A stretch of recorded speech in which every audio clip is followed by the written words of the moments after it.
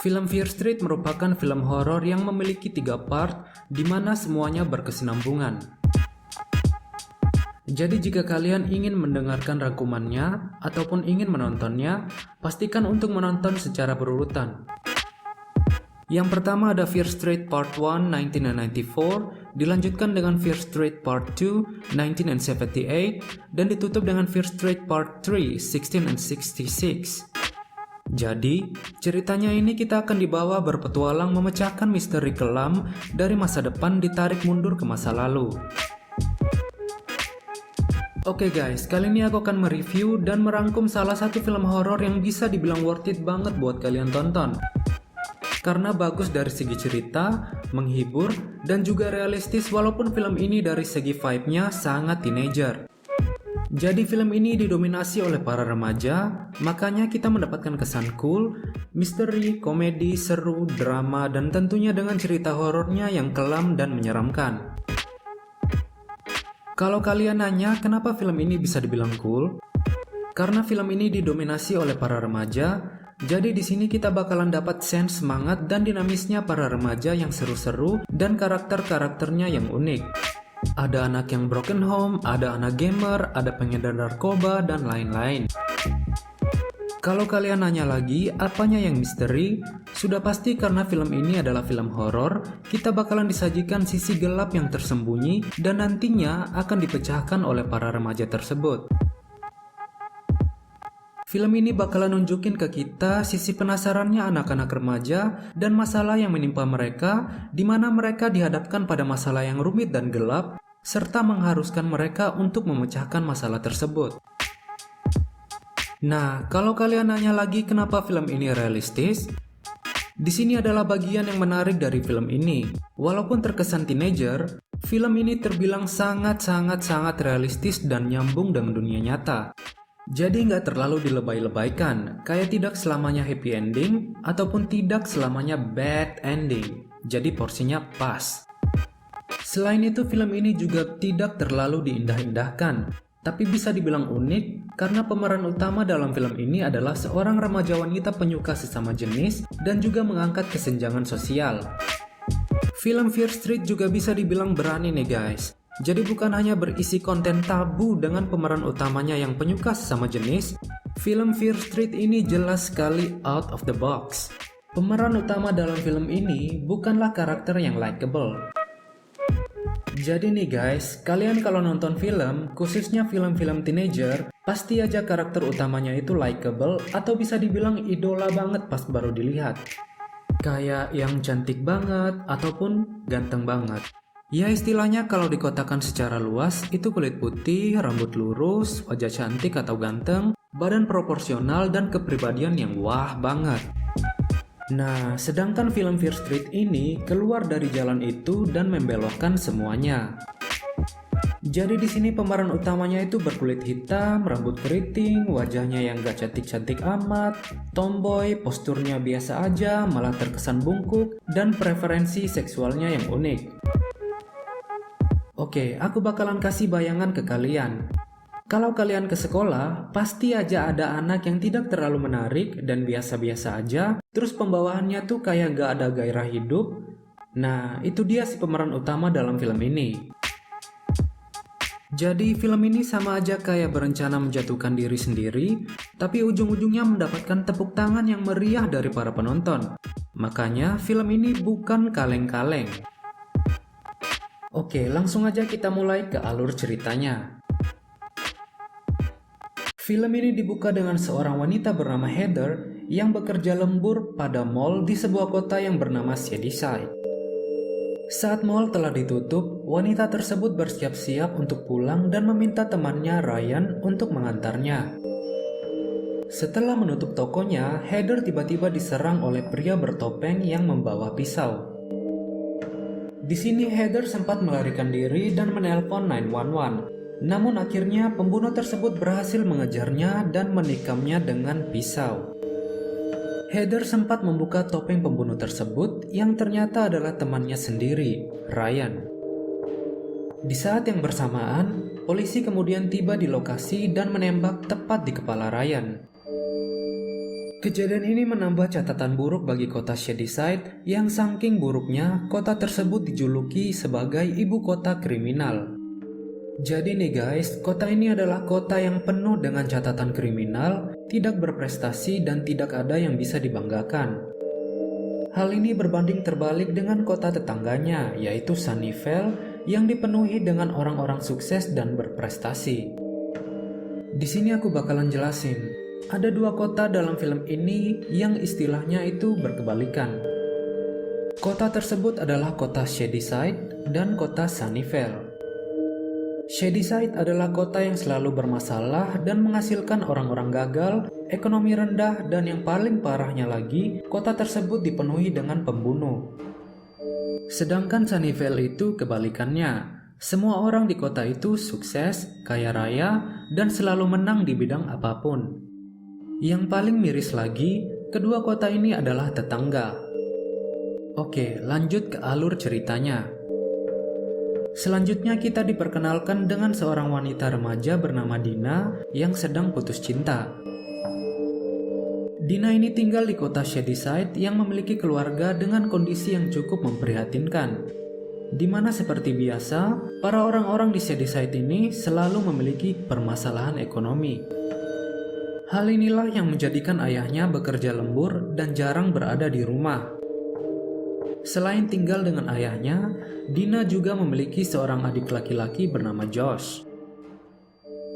Josh merupakan seorang anak gamer yang kecanduan bermain game dan sering berada di depan komputer seharian. Josh ini juga tergabung dalam komunitas di internet yang membahas tentang pembunuhan di kota Shadyside. Selain itu, ia juga mengumpulkan data tentang para pembunuh berantai yang muncul di kota Shadyside sepanjang sejarahnya. Jadi menurut legenda, di kota Shadyside, dulunya pernah ada seorang penyihir bernama Sarah Fier yang mati digantung. Nah, dari sinilah mulai banyak muncul pembunuh berantai di kota Shadyside dan hal ini dikaitkan dengan Sarah Fier. Para penduduk meyakini bahwa Sarah Fier yang merasuki penduduk Shadyside lalu membunuh orang-orang. Lanjut ke ceritanya, Dina dan Josh kemudian berangkat ke sekolah dan sesampainya di sana, berita tentang pembunuhan seorang wanita bernama Heather sudah tersebar luas. Di sini kita juga jadi tahu kalau Heather yang mati di awal tadi itu merupakan murid SMA dan satu sekolah dengan Dina. Selanjutnya kita diperkenalkan lagi dengan dua karakter yang menjadi teman dekat Dina, yaitu Kate dan Simon. Kate dan Simon ini adalah seorang pengedar narkoba. Jadi mereka punya pengetahuan yang luas tentang obat-obatan. Setelah pulang sekolah, pihak sekolah mengumumkan kalau penduduk Sunnyvale akan mengadakan malam lilin untuk mengenang para korban yang mati di Shadyside. Nah, di sini para murid ekstrakurikuler diwajibkan untuk datang ke lapangan. Dina dan Kate sama Simon ini adalah anggota ekstrakurikuler, jadi mereka harus ikut walaupun sebenarnya mereka malas banget. Mereka lalu berangkat ke lapangan football dan upacara berkabung dimulai. Di sini wali kota Sunnyvale memberikan pidato dan dilanjutkan oleh adiknya yang menjabat sebagai sheriff. Nah, di awal tadi kan kita sudah tahu kalau Dina ini lagi putus cinta. Di sini, Dina berniat mengembalikan barang-barang mantan pacarnya yang adalah penduduk Sunnyvale. Terlihat juga kalau mantan pacarnya itu sudah memiliki pacar baru. Mantan pacarnya Dina itu yang ini, bukan yang ini. Dina pun bertemu dengan Sam, mantan pacarnya, lalu mengembalikan barang-barangnya tersebut. Jadi ceritanya mereka ini putus karena Sam pindah ke Sunnyvale ikut ayahnya yang baru saja bercerai. Dalam upacara berkabung tersebut, murid SMA Shadyside dan Sunnyvale cekcok dan bertengkar di lapangan. Begitu juga dengan Sam dan Dina. Karena ricuh, mereka akhirnya dibubarkan pulang. Namun, di jalan pulang murid SMA Shadyside kembali bertemu dengan murid Sunnyvale. Jadi, mereka yang bertengkar tadi saling ketemu di jalan. Murid Shadyside dengan bus sekolah, sedangkan beberapa murid Sunnyvale termasuk Sam bersama pacar barunya dengan mobil pribadi. Di sini, murid Sunnyvale melemparkan botol ke kaca bus SMA Shadyside. Karena kesal, Dina lalu membalas dengan melemparkan termos es. Hingga akhirnya mobil tersebut kecelakaan dan masuk ke dalam hutan. Dari mereka semua, hanya Sam yang terluka. Sam yang berdarah dan mimisan keluar dari mobil, tapi saat darahnya menyentuh tanah, ia mendapatkan penglihatan aneh. Dina, Kate, dan Simon kemudian datang dan berniat menolong Sam. Di sini Sam sempat muntah darah tepat pada baju Simon dan sedikit mengenai sepatu Dina.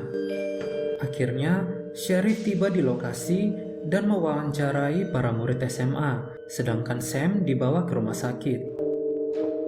Si Sheriff juga memberikan nomor teleponnya ke Dina dan memperbolehkannya pulang. Keesokan malamnya, Dina dan teman-temannya mulai diteror dan diikuti oleh pembunuh bertopeng, sama seperti pria bernama Ryan yang telah tewas di awal cerita. Dina dan Kate curiga kalau yang iseng meneror mereka adalah Peter, pacar baru Sam. Mereka lalu mendatangi rumah sakit tempat Sam dirawat dan meminta agar Peter tidak meneror lagi. Tapi sesampainya di sana, pembunuh tersebut malah ikut berada di ruangan dan langsung membunuh Peter. Saat pembunuh tersebut menyerang mereka, topengnya terbuka dan benar saja, pembunuh tersebut adalah Ryan yang sudah mati di awal. Mereka lalu kabur dari rumah sakit bersama Sam menuju kantor polisi dan melaporkan kejadian tersebut pada polisi. Namun, Sheriff Nick Good tidak mempercayainya karena pembunuh tersebut seharusnya sudah mati tertembak. Karena tidak dibantu, Dina lalu mencuri pistol dari salah satu petugas lalu pergi ke teman-temannya. Di sini, Simon yang sedang buang air kecil diserang oleh seorang wanita psikopat. Dina lalu menyelamatkan Simon dengan menembak kepala wanita tersebut, lalu mereka pun kabur. Di sini kita menjadi tahu jika luka psikopat yang tertembak tadi kembali utuh dan sembuh. Mereka lalu bersembunyi di rumah Dina dan panik karena banyak psikopat yang mengincar mereka. Mereka lalu berunding dan menemukan petunjuk melalui Josh yang mengumpulkan data tentang sejarah-sejarah pembunuhan di Shadyside. Josh mengetahui identitas psikopat tersebut dari karakteristiknya yang membawa silet dan bernyanyi sambil membunuh korbannya. Psikopat wanita tadi ternyata adalah Ruby Lane yang kasusnya terjadi 30 tahun yang lalu.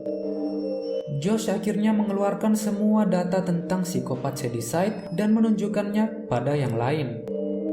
Di sini kita juga menjadi tahu jika mereka yang psikopat ini ternyata sebelumnya hanyalah orang-orang normal pada umumnya.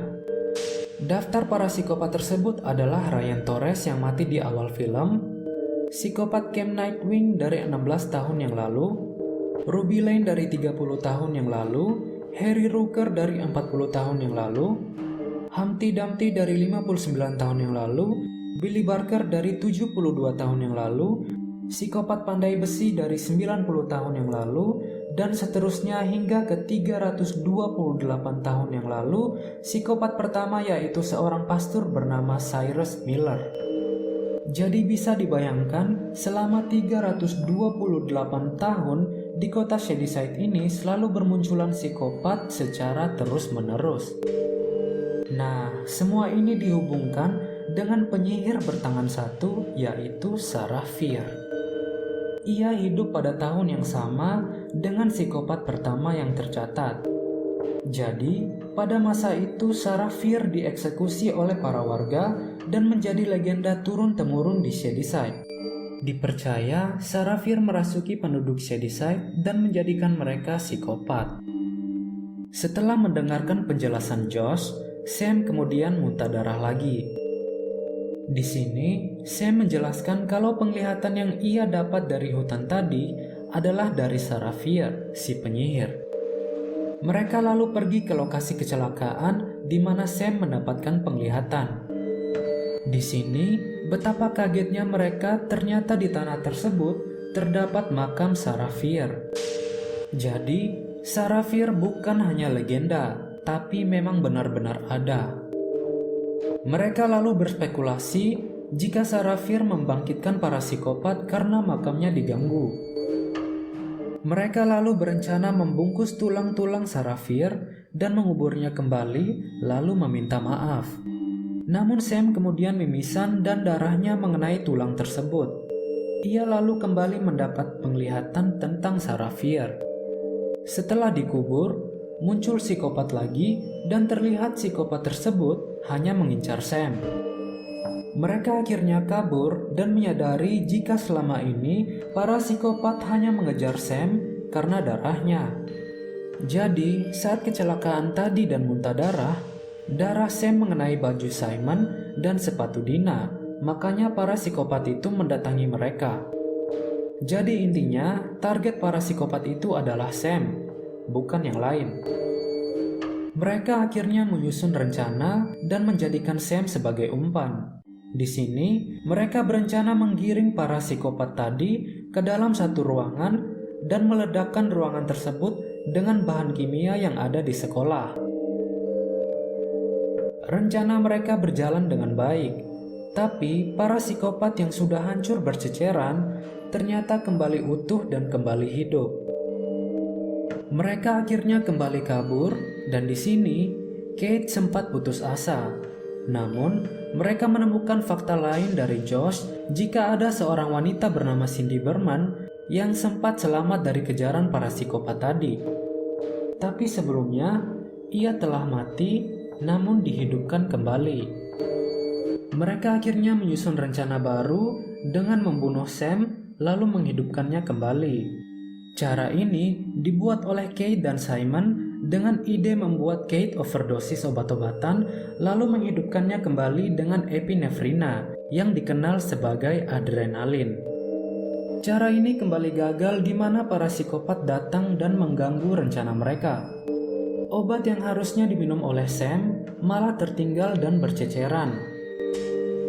Akhirnya, Dina menenggelamkan kepala Sam ke dalam akuarium dan berusaha membunuhnya.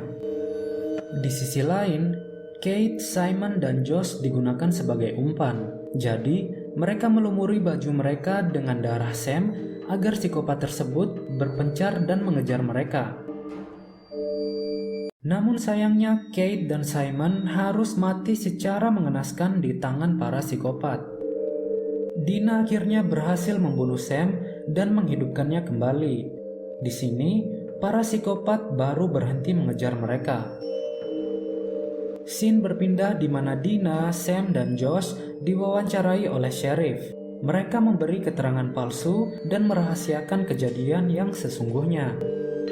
Sheriff Nick Good mengajukan skenario jika dalang kekacauan dan pembunuhan di kasus ini adalah Kate dan Simon.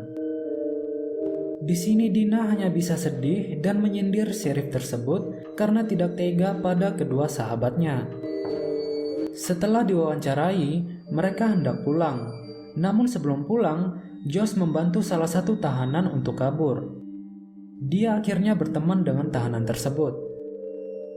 Malamnya Sam datang untuk berkunjung ke rumah Dina. Mereka sempat mendengarkan musik bersama. Namun, tiba-tiba Dina mendapatkan telepon dari Cindy Berman. Ia memberitahu jika masalah mereka belum berakhir. Di sini, terdapat seorang penyihir yang melakukan ritual dan menulis nama Sam pada batu di tempat ritualnya. Batu tersebut berisi semua nama para psikopat yang ada di Shadyside. Tiba-tiba, Sam menjadi aneh dan menikam Dina di perut.